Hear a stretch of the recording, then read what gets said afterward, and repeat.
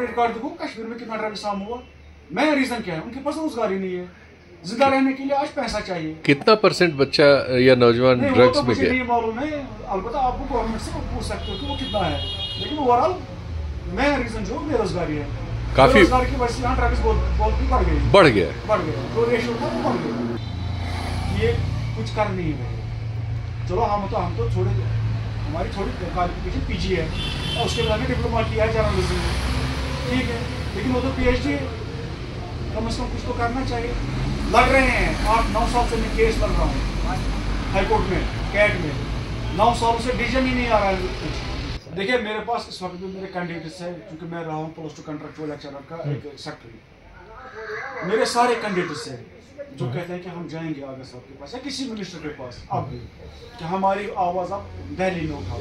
मैं उनको निकल कहता हूँ, मैं वहाँ उठाने से क्या हो गया, आपका मसला हल नहीं हो। आप जाओ सेक्रेटरी में, उनको बोलो हमें +2 वाली फाइल दे दो जो लड़ रहे थे कंट्रेक्चुअल, जो 2019 में यहाँ काम 19-5 तक काम कर रहे थे, कुछ नहीं किया उन्होंने। एवं कि हम कहते हैं उनको हम गेट कीपर ही दे दो, हमको नहीं लेक्चरर चाहिए, हमको हायर सेकेंडरी में गेट कीपर का काम है। ऑल्दो हमारे बंदे PhD है, हाईली क्वालिफाइड है, नेट सेट है, हमको नहीं चाहिए लेक्चरर, कम से कम गेट कीपर का काम दे दो। अनपढ़ जिनके पास कोई क्वालिफिकेशन नहीं है वो लेबोरेटरी असिस्टेंट पर पहुंच गए, वो पता नहीं कहाँ स्वीपर्स को उठाकर उन्होंने लेबोरेटरी असिस्टेंट बनाया, हाईली क्वालिफाइड उधर उधर है। बडगांव में क्या पोजीशन होगी? देखिए मैं सियासी आदमी नहीं हूँ। बडगांव में कौन जीतेगा कौन हारेगा, ना हमें किसी के हारने से कोई फर्क पड़ता है, ना हमें किसी के जीतने से कोई फर्क नहीं पड़ता। आपके मैं +2 कंट्रेक्चुअल लेक्चरर रहा हूँ 6-5 साल, मैं एसोसिएशन रहा हूँ इस मेंबर का भी, ना हमें दिल्ली वालों ने कुछ दिया ना हमें स्टेट वालों ने कुछ दिया। मैंने हर एक का दरवाजा खटखटाया है। ये सब बातें कर रहे हैं, दिल्ली वाले बातें कर रहे हैं, कश्मीर वाले बातें कर रहे हैं, किसी ने कुछ नहीं किया यूथ के लिए, आवाम के लिए। एक बंदा ऐसा दिखाओ जो इलेक्शन है, जो दिल्ली से यहाँ तक है कि हमें फायदा हुआ है। मोदी जी इतनी स्कीम्स लाते हैं, आप गरीबों में जाए किसी के पास कुछ नहीं होगा, सब लोग को मेरे हड़पते हैं। नमस्कार, मैं शीतल पी सिंह, सत्यहिंदी.com पर आपका स्वागत है। अब हम लोगों ने थोड़ा कश्मीर का चुनावी भ्रमण भी कर लिया है। इसका सेंट्रल एरिया और उत्तर और दक्षिण एरिया दोनों में से कुछ जगहों पर हम हो आए हैं और कुछ तस्वीर हमारे सामने अब ऐसी होने लगी है कि जिस पर अब हम टिप्पणी करने के अधिकारी अपने को पाते हैं एक हद तक।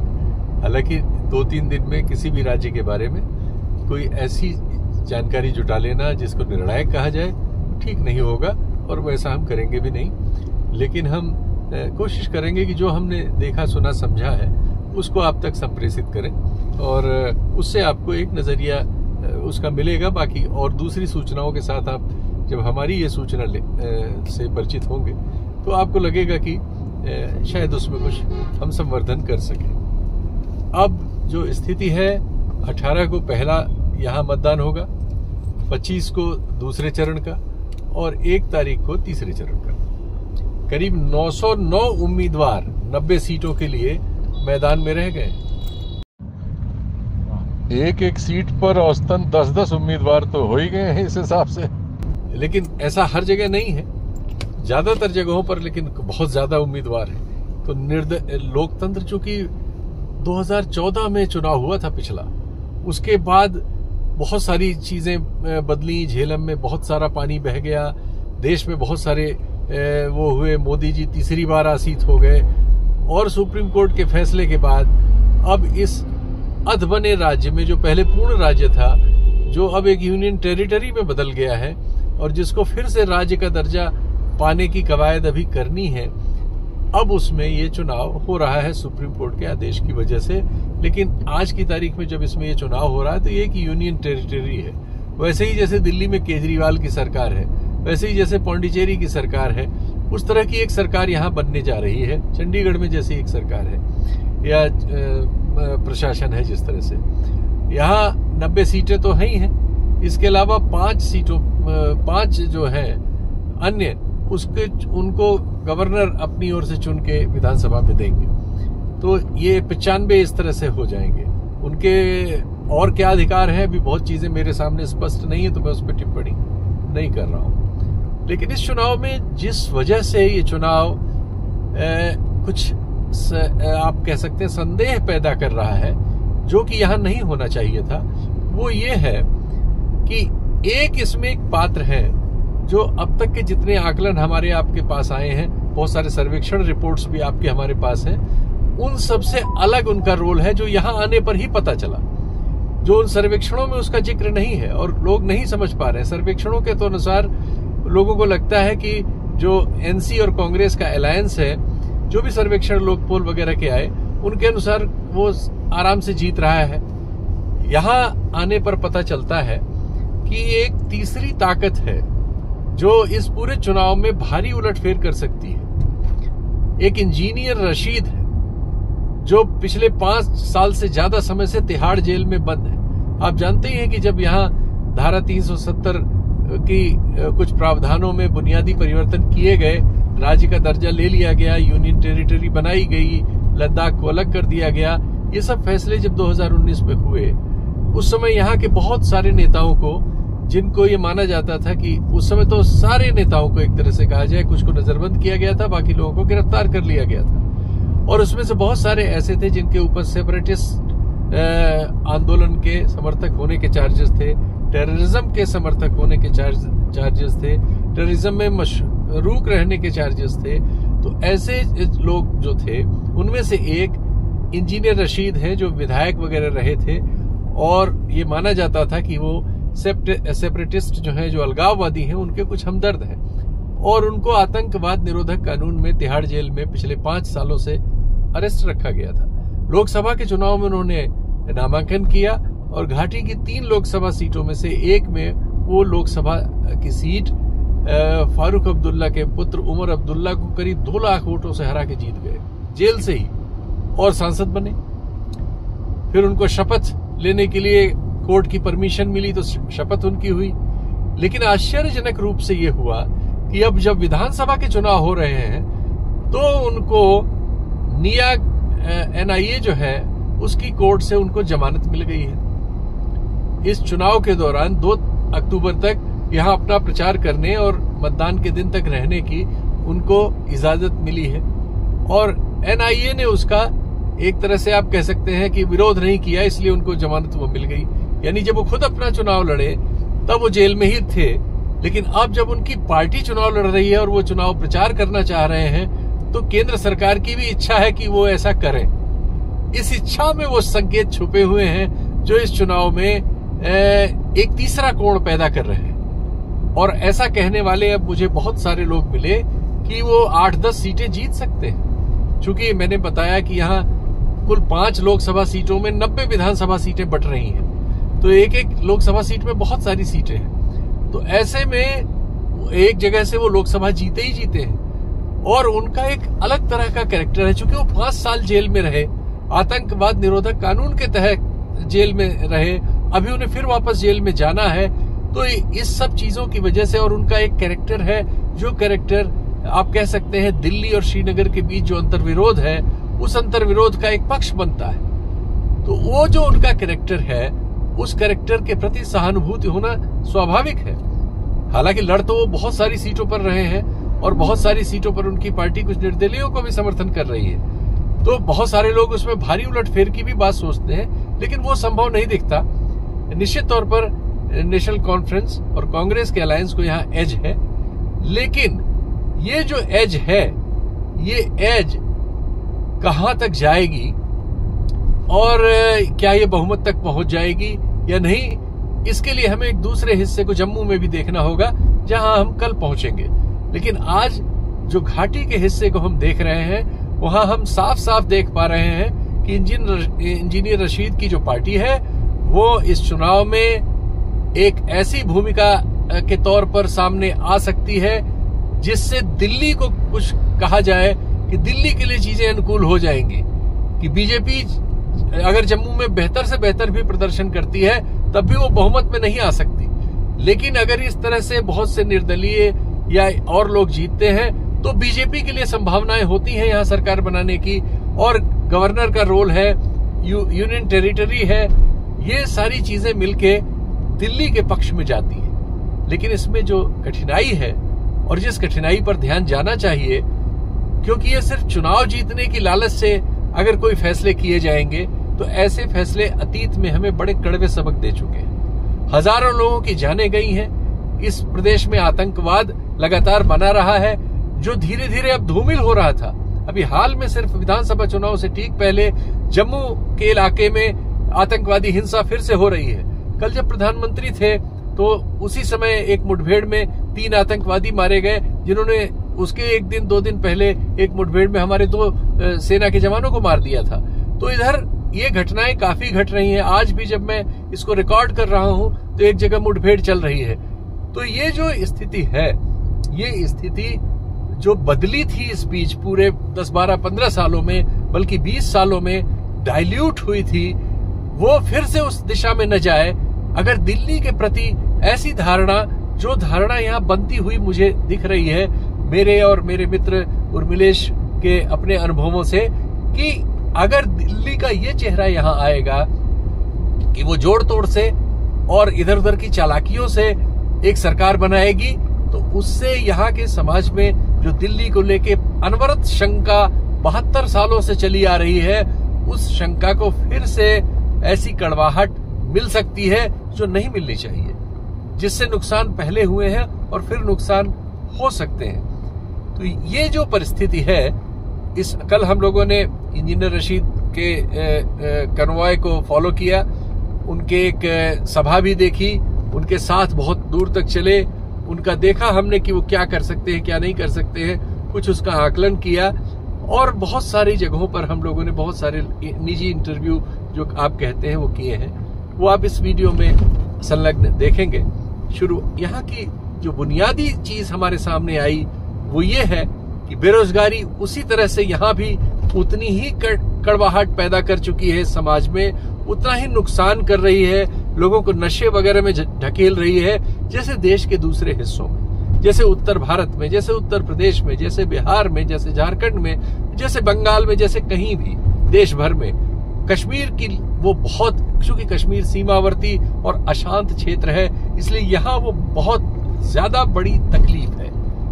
और इसलिए इन चीजों को एड्रेस करना, बहुत सारा काम हुआ है आप कह सकते हैं इस पूरे दौरान, पिछले 5 सालों में भी, उसके पहले भी विकास वगैरह की अपनी ओर से जो दिल्ली समझता है कि यही विकास कश्मीरियों के लिए ठीक है, वो सब हुआ है। लेकिन कश्मीरी उससे संतुष्ट नहीं है। क्यों नहीं है? वो उसके जो बुनियादी कारण है वो वही है कि समाज में, जैसे पूरे देश में बेरोजगारी वगैरह से असंतोष है, वो असंतोष कश्मीर में भी है। और उस असंतोष से पैदा हुए रोष में जब सीमा के पार हमारे जो पड़ोसी देश हैं उससे हलचल मचाई जाती है, उसकी एजेंसीज वगैरह उन चीजों को इनकैश करती हैं, तो हमारे लिए खतरा बढ़ जाता है। इसलिए इस सवाल को ज्यादा बेहतर, ज्यादा लोकतांत्रिक, ज्यादा समझदारी से हल किए, ज्यादा ईमानदारी से हल किए जाने की जरूरत है, जो हमें लगता है कि अभी नजर नहीं आता। मेरे साथ चूंकि उर्मिलेश भी हैं और हम लोग साथ साथ इस यात्रा को कर रहे हैं, वो अपने पोर्टल के लिए करते हैं, हम अपने पोर्टल के लिए करते हैं, लेकिन कई बार हम लोग साझा चीजें करते हैं, तो थोड़ी सी बातचीत उर्मिलेश जी से भी मैं इस सिलसिले में करूंगा।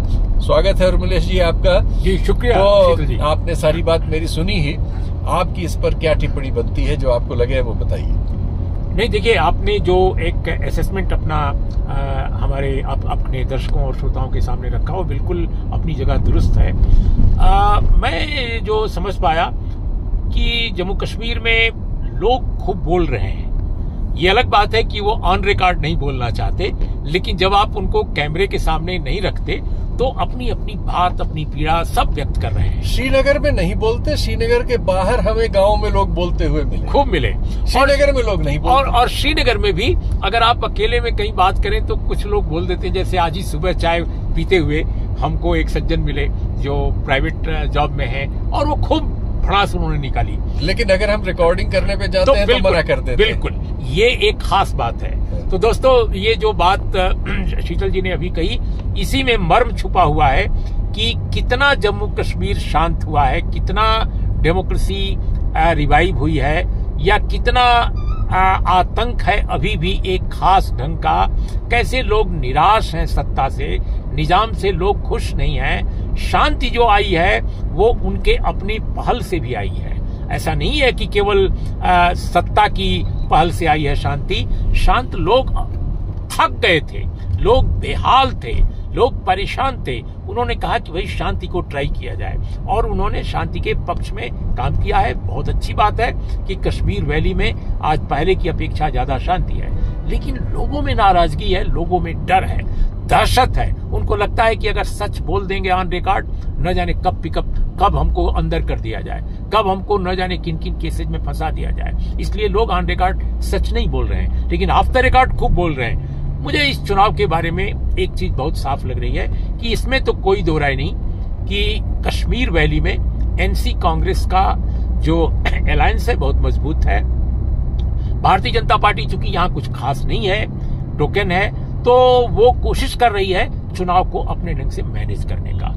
और ये बहुत सारे ग्रुप्स को, मैं किसी पर इल्जाम नहीं लगाऊंगा, मेरे पास कोई प्रमाण नहीं है, लेकिन बहुत सारे उम्मीदवारों के जरिए, छोटी छोटी पार्टियों के जरिए, जो कश्मीर में पहले से भी होता रहा है, उनके जरिए नेशनल कॉन्फ्रेंस और कांग्रेस के अलायंस को, जो मुख्य विपक्षी दल है भारत के केंद्रीय राजनीति में, उसको वो डैमेज करने की कोशिश कर रहे हैं। और कुछ चाहते हैं कि उम्मीदवार इंडिपेंडेंट जीत जाए, छोटी पार्टियों के उम्मीदवार जीत जाए, खासकर वैली में, जिनको फिर बीजेपी में शामिल कराकर और अपनी सरकार बनाने का दावा पेश कर सकें। जम्मू में उनको शायद ये आश्वस्ति है कि वहां पर उनको 43 सीटों में ज्यादातर सीटें मिलेंगी। अब जम्मू वाले क्या कहते हैं, हम जब पहुंचेंगे वहां तो पता चलेगा। लेकिन हमारी जो जानकारी है कि जम्मू में भी बीजेपी का जो एक दबदबा पहले हुआ करता था, वैसा दबदबा अब नहीं रह गया है। लोग वहां भी निराश हैं। क्या वहां है वो हम आपको बाद में बता पाएंगे। तो आपने उर्मिलेश जी को सुना, हम लोग साथ ही ट्रेवल कर रहे हैं और बहुत सारी बातें ऐसी हैं जो वो चूंकि बहुत बार आए हैं यहाँ कश्मीर, उनकी किताबें वगैरह हैं, तो उनके साथ होने से ये संयोजन करने में चीजों को और ये चुनाव करने में कि कहाँ जाएं कहाँ न जाएं, जैसे हम आज गुजर रहे थे, ये उनको भी नहीं पता था और मेरे लिए भी ये सूचना ही थी। लेकिन हम लोगों से जैसे बात करते हैं रुक के कहीं किससे राय लेने की कि क्या हो रहा है चुनाव में, तो पता चला कि हम एक ऐसी जगह पहुंच गए जहां से आप कह सकते हैं कि इस राज्य में आतंकवाद की शुरुआत हुई थी और वहां वो सैयद सलाहुद्दीन का गांव था। तो हमने एक छोटी बात वहां भी कर ली, एक परिचय दे दिया आपको एक रेफरेंस के लिए। लेकिन अब ये सब हो जाता है, कई बार आप करने कुछ निकलते हैं, कुछ चीजें ऐसी मिल जाती हैं। तो खैर देखिए इस वीडियो को और फिर बताइएगा। तब तक हम लोग जम्मू पहुंचते हैं, फिर वहां से आपको जो भी हम देख सके हैं। ये सोईबुक गांव है और ये बड़गाम जिले में पड़ता है। ये एक विधानसभा भी है। यहाँ दरअसल इसलिए हम लोग रुके, जाते हुए रास्ते में पता चला कि जो पिछली सेंचुरी में 1987 और 89 के बीच जो आतंकवाद की शुरुआत हुई थी, उसके एक प्रमुख नाम सैयद सलाहुद्दीन का ये पैतृक गांव है। यहाँ के ही वो रहने वाले थे और पाकिस्तान में बाद में चले गए और भारत के लिए एक आतंकवादी समस्या के जो सबसे प्रमुख नामों में से एक आप कह सकते हैं, ये उनका गांव है। तो एक रेफरेंस के लिए हमने सोचा कि इसको आपके जानकारी में डाल दें। कुछ कहना चाहेंगे इस पर उर्मिलेश? नहीं, देखिए सैयद सलाहुद्दीन के बारे में जो आपने कहा बिल्कुल सही है। और मैं भी पहले कई बार कश्मीर आया, लेकिन मैं जानता नहीं था इस गांव के बारे में। लेकिन जब रास्ते में लोगों ने बताया तो हमारी भी उत्सुकता हुई कि चलो इधर से जब जा रहे हैं तो हम देख लेते हैं। तो ये वो गांव है, ये छोटा सा कस्बा बन गया है। जैसे सोईबुक कश्मीर के बहुत सारे गांव हैं, ये भी उनमें से। और यहाँ से सलाहुद्दीन यहाँ पैदा हुए थे, सैयद सलाहुद्दीन, यूसुफ नाम था उनका। और वो फिर इसके बाद राजनीति में आए। लेकिन 87 में जो मुस्लिम यूनाइटेड फ्रंट बना, उसके उम्मीदवार के रूप में वो एक कॉन्स्टिट्यूंसी से लड़े श्रीनगर की। और ऐसा माना जाता है कि उनके साथ ज्यादती हुई, जैसा वो आरोप लगाते हैं या उनके लोग आरोप लगाते हैं। और काफ़ी आक्रोश था उनके समर्थकों में और ऐसे चलता रहा। फिर वो यहाँ से चले गए और आतंकवादी गतिविधियाँ शुरू हो गई। तो माना जाता है कि कश्मीर में मिलिटेंसी की शुरुआत करने वालों में एक वो भी थे और भी बहुत सारे लोग थे, लेकिन उनका नाम लिया जाता है। और इसके बाद आप देखिए इंजीनियर रशीद साहब की एक रैली हमने जो फॉलो की, कैसे वो अपना प्रचार कर रहे हैं, कैसे उनके समर्थक उसको रेसिप्रोकेट कर रहे हैं, और उसमें जो हमने संभावनाएं व्यक्त की हैं आपको एक झलकी उससे मिलेगी। बेरोजगारी का जो आलम है वो वीडियो की शुरुआत में आपने देखा, और उससे जो कड़वाहट है, ये देश के अच्छे शिक्षित राज्यों में से एक है। पर कैपिटा इनकम भी जो देश की है उससे कश्मीर की पर कैपिटा इनकम बहुत बेहतर है। बहुत सारे ह्यूमन इंडेक्स के जो पॉइंट्स हैं उसमें कश्मीर हमारे उत्तर भारत के बहुत सारे राज्यों से बहुत बेहतर स्थिति में है। इन सब चीजों को हमारे दिल्ली के नीति निर्धारकों को इस्तेमाल करना चाहिए।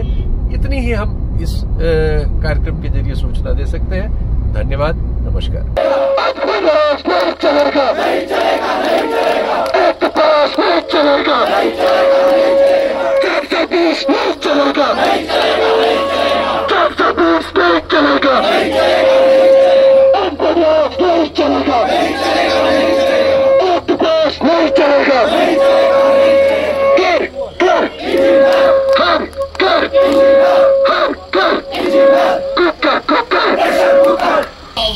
छोटी सी चाय की दुकान है जहां हम लोग अभी आए हैं कवर करने रशीद साहब को। इंजीनियर रशीद साहब की एक सभा होने वाली है, तो अभी उनके आने में कुछ वक्त था तो आगे हम लोग चाय पीने, और उर्मिलेश जी ढूंढ लाए कहवा घर, और हम लोग अभी चाय पीने वाले हैं। छोटी सी दुकान, बढ़िया। देखिए गांव सब जगह गांव ही होते हैं, कितने प्यार से लोग मिल रहे हैं और कितने मोहब्बत से सब लोग मिलते हैं। जैसे हम लोग के आए वैसे यहाँ भी एक बात हो रही। तो ये विधानसभा का नाम क्या है भाई साहब? ये जूसर। तो यहाँ किससे किससे मुकाबला आपने बताया? यहाँ पे दो पार्टियों का मुकाबला है, एक नेशनल, दूसरा पीडीपी। नेशनल कॉन्फ्रेंस और पीडीपी का मुकाबला है। दोनों में से कोई एक। बीजेपी भी लड़ रही है? नहीं, बीजेपी नहीं लड़ रही, उसका कैंडिडेट नहीं। साउथ में ही उन्होंने कोई कैंडिडेट नहीं, साउथ में नहीं दिया। और इंजीनियर राशिद, उनका पार्टी है यहाँ पर? अच्छा, उनकी पार्टी लड़ रही। अच्छा, उनकी क्या पोजीशन है? उनकी भी ठीक ठाक है, लेकिन कंपटीशन दो में ही है।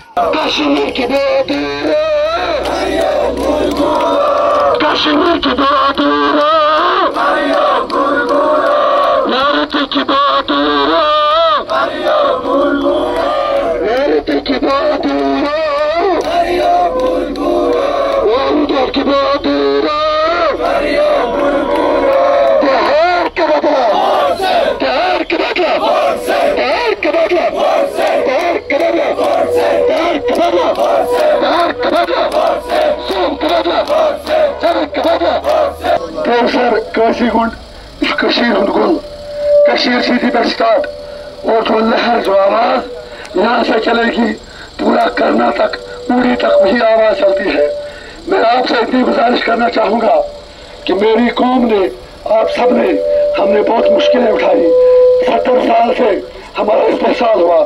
कश्मीर मसला अपनी जगह, न डेवलपमेंट हुई, न मसला कश्मीर हल हुआ। हमारी सियासी लीडरशिप अगर उन्होंने डिलीवर किया होता तो आज नरेंद्र मोदी हमें दिन में 10 बार आंखें नहीं दिखाता।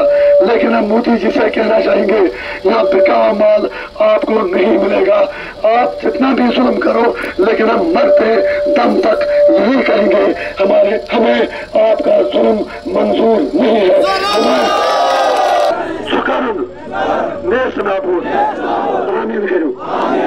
इनसे इतना कह दो कि हमें आपकी सर्टिफिकेट की जरूरत नहीं है। बता यह उम्मीद कि तुम करूँ वार इंशाल्लाह यम साथ बगा 18 तारीख वोट आवन तुम करूँ तुम साथ प्रेशर कुकर कामयाब। यह बात है, हाथ उठा के कहो, ये वादा है ना। शुक्रिया, अस्सलाम वालेकुम।